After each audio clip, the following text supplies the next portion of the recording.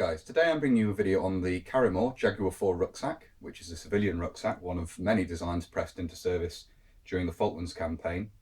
This mannequin here is set up to represent a member of 5th Infantry Brigade, steel helmet and so forth there.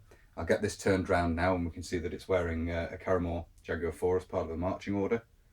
You can see the shoulder straps here at the front, but I'll get it turned round now and you can see the rucksack. So here we have the rucksack. I've just had this padded out for display purposes. In a moment I'm going to get this onto a separate mannequin and go over the various details of it. But as you can see, not a military spec item, purely a civilian item, and these were bought from all sorts of shops, Silverman's and so forth in London. Pretty much most of the outdoor equipment shops, hiking equipment, mountaineering equipment shops were cleared out for items like these. I believe also civilian roll mats and things were purchased as well to make up for shortfalls in army stocks. Here you can see a catalogue page from an early 80s Karrimor catalogue showing the range of rucksacks.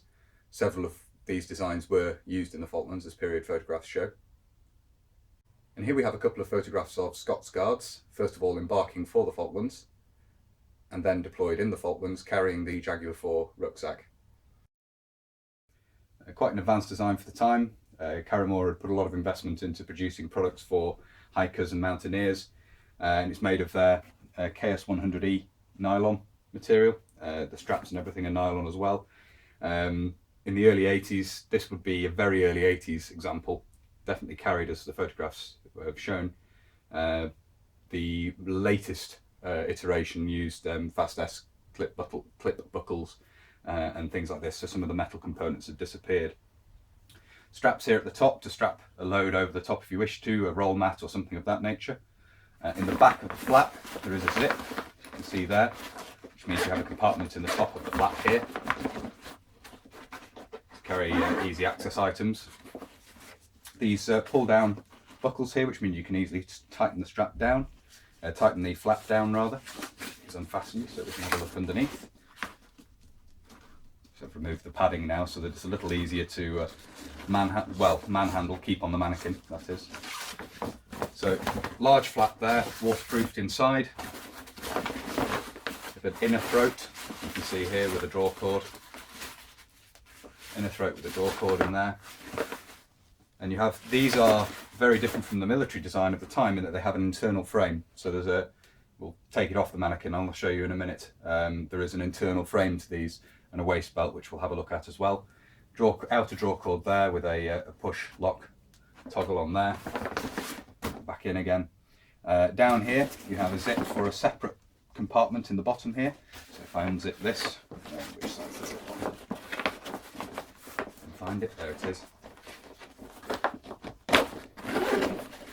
There's a separate compartment in there, so there's actually the floor of the main compartment ends there, and there's another separate compartment in here, which should be an excellent place to carry heavier kit lower down in the rucksack there on the waist.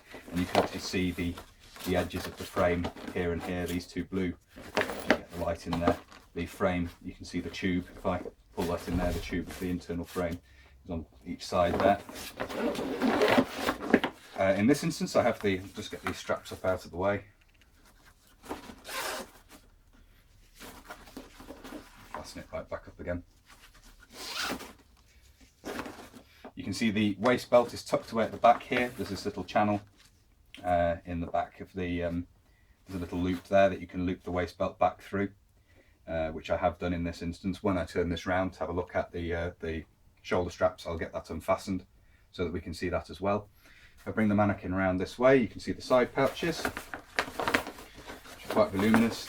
The straps on these are captive, so you can't actually take them out of the buckle. There's a piece sewn in there. The ends turned over and sewn over rather, so that you can't actually take them off there, but you can still open that up well enough to get in and easily. And again, you've got a good bit of volume in there. You can easily get mess tins and things in there if you wish to, from a military perspective. Tighten that bit down there.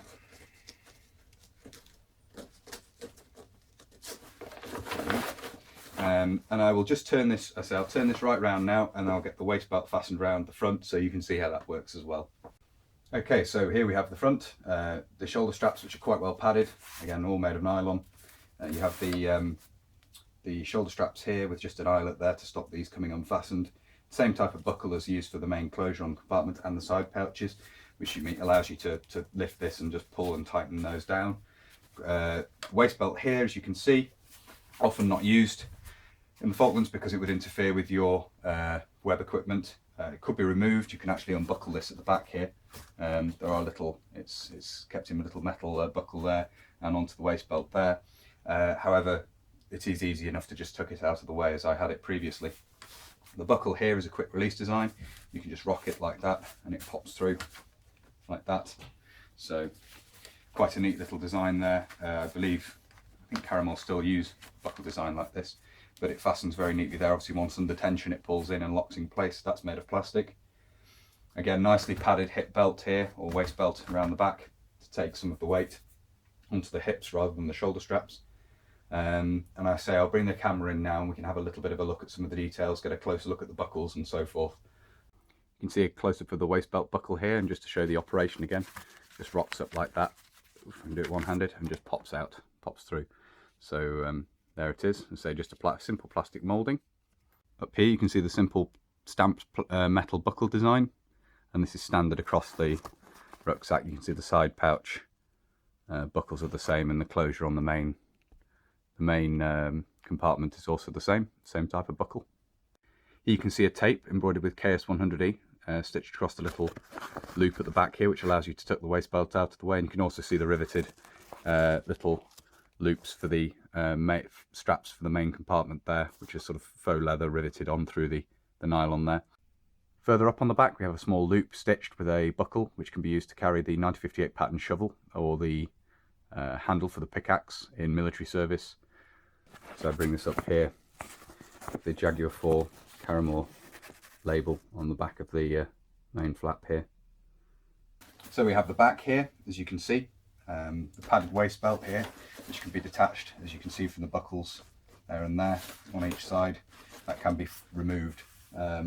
Further up, the shoulder straps are attached here, riveted through a piece of faux leather on top there. The frame comes down each side here and here.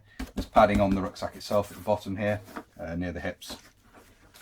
And the idea of this is that this part of the rucksack up here shouldn't really contact the back. It should be at the hips, and then the shoulder straps, in theory at least. Lifting tab at the top here that you can use to heft it, and there's one actually at the front, bottom here as well, which makes it very easy to manhandle. So there it is. So there we have it, the Karrimor Jaguar IV. One of many different designs pressed into service in the Falklands from different manufacturers, not only Karrimor. Berghaus rucksacks were also in use. And it was basically due to the fact that civilian design had outstripped that of the military. These were a superior design to what was available as standard issue in the military at the time. That during the 80s, Berghaus and Karrimor would both be contracted to provide Bergen rucksacks for the military. And this culminated in the 1990 pattern PLC, which of course included the both two different lengths, two different heights of Bergen rucksack as part of the design, to be worn with the design. With a similar concept to this, side pouches, long body. As I say, it did civilian designs which were definitely better than the military designs available at the start of the 80s, influenced the development of military designs through the 80s. So I hope you found that interesting. As I always say, if you haven't already, check out the Facebook page where you'll get updates and previews of videos coming up. Also, if you do enjoy my videos, please consider subscribing and hitting the notification button if you're already subscribed, so that you get notifications through of when I upload new videos. And until next time, bye for now.